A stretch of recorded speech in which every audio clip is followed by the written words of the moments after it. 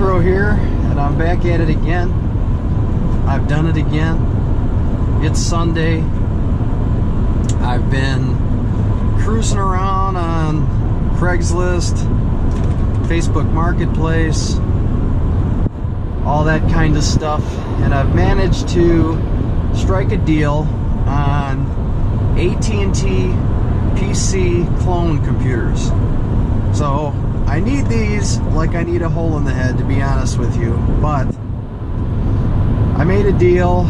I used to have a couple of these back in the 90s when I was first getting into computers and playing around, and that's sort of how I got into computers to start. I was interested in them, and then, you know, family and friends would, you know, when they were upgrading their computers, they would just give them away. You know, back then it was all electronic scrap. It was either that or throw them in the trash. And even a lot back in the day, I used to go around with my buddies on trash day, and we would pick up computers out of the trash, and got a lot of Apple IIs that way. I got a lot of really early, you know, PC stuff that way.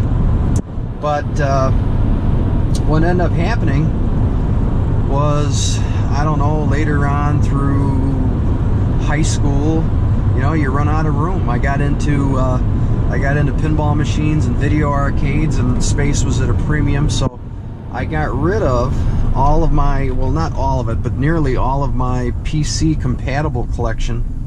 But I kept all of my Apple stuff, so at least I kept the Apple stuff. It's too bad I got rid of the other stuff, but and this stuff, I liked it so much, and or I appreciated the historical value, that I sold mostly all of it on eBay.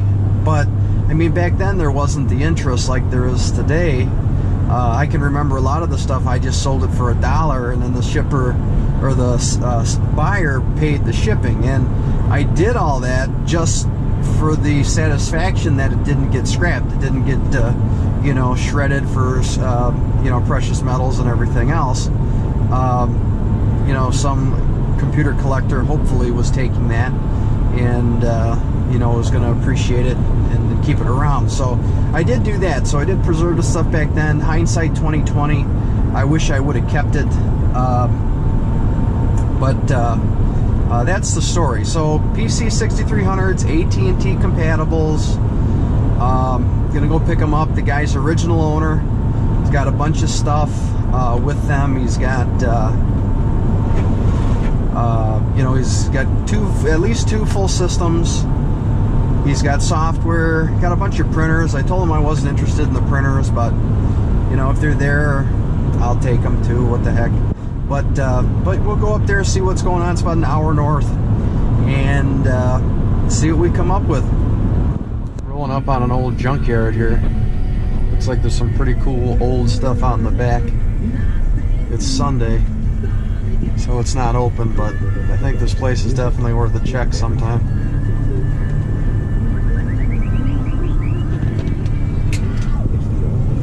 See an old Carpenter school bus back there.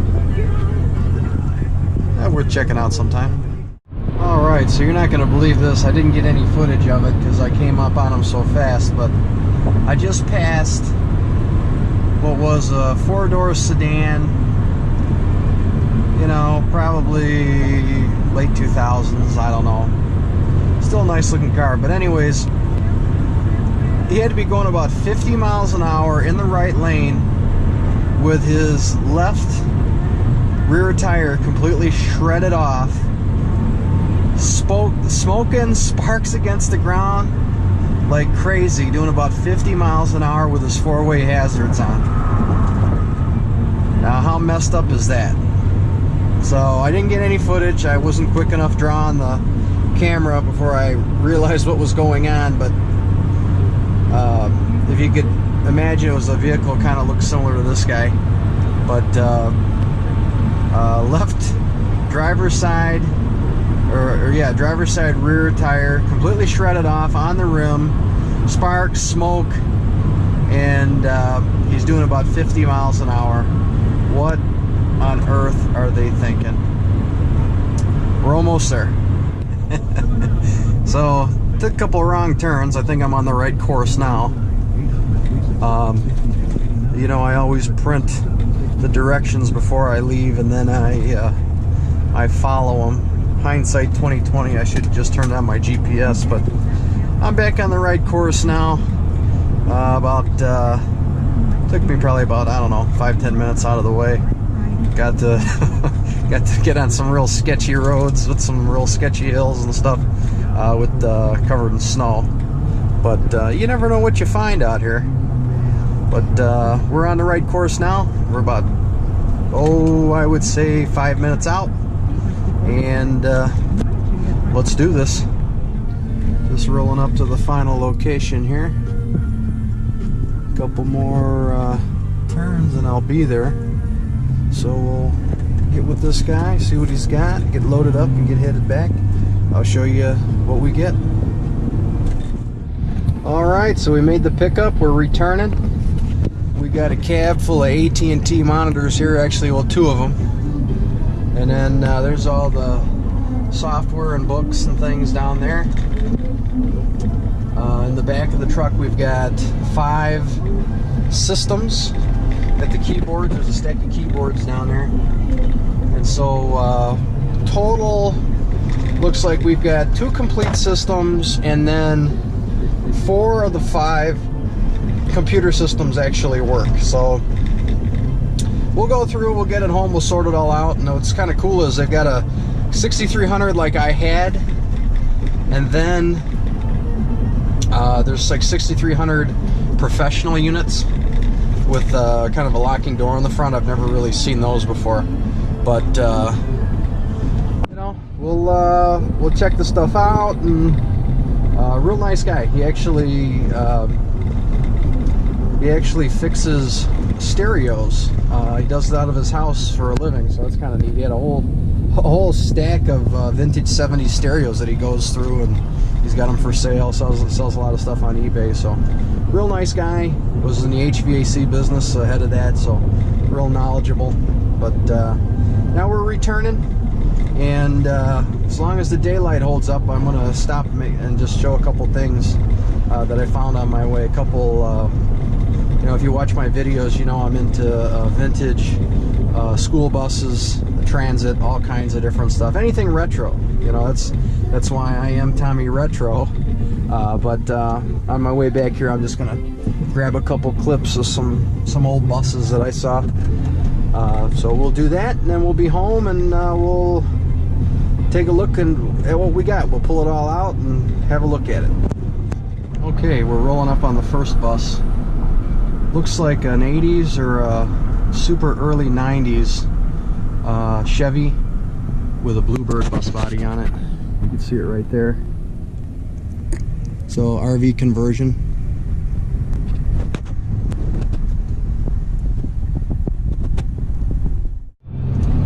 Alright, so I had to roll past the other bus. It's in a wrecking yard.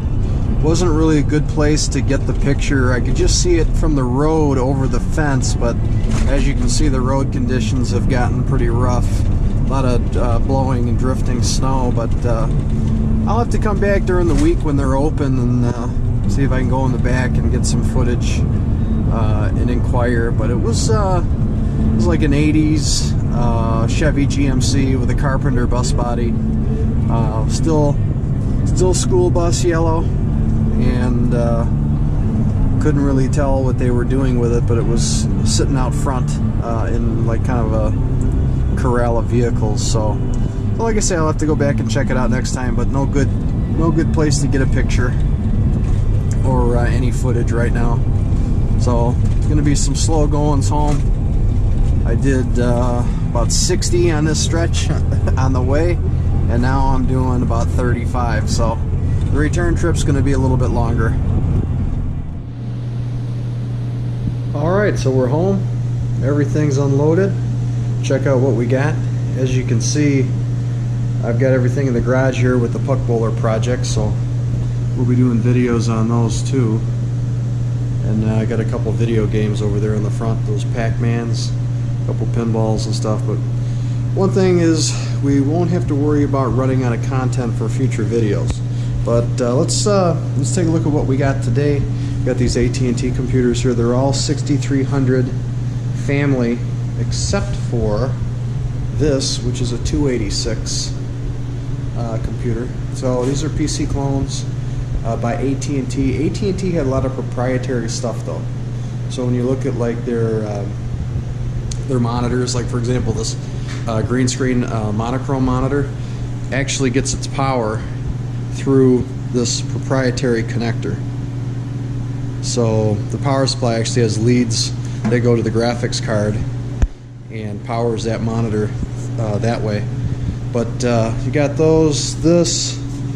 these are like a different version. Got a filter in there. That's a 6300, maybe a professional version for you know, for corporate or something like that. So the 6300 plus IWS. So we got two of those. We got the one 286. We got two monitors, one monochrome that uses power off of the computer itself. This is a color monitor, and it has the proprietary connector, but it has its own power source there. So I've got that. Got the traditional 6300, which is what I had years ago, and I'm familiar with. So that was the one I had years ago, and then I sold on eBay. And then so this one here is a matching unit to what I used to have. And then we've got that other 6300 WGS unit below it. So that must have been a little more modern version of this. But like I said, we'll dig into these in a future video and kind of go over the history of AT&T. But I got a bunch of stuff with it. Like I said, we got the systems. All but one of them work. The 6300 Plus is over there. One of them does not work. But a couple of keyboards. And again, they take a proprietary 9-pin connector for AT&T. So we got 3 keyboards there. How about this for a mouse? Look at this AT&T mouse. That's classic. I should take that. It looks like a regular serial connection.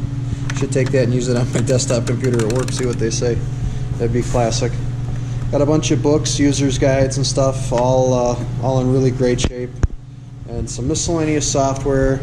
There's a hard drive for one of them, and then these proprietary power supplies for these units. And again, like I said, there's terminals here for the power for the video card. So kind of interesting. So the guy had a little job lot there, all from the original owner. The guy worked for Bell Systems and had all this stuff. So we'll, like I say, we'll have content for future videos, and we'll mess with these and get into them. All right. Well, this is Tommy Retro, and I thank you for watching. Take care.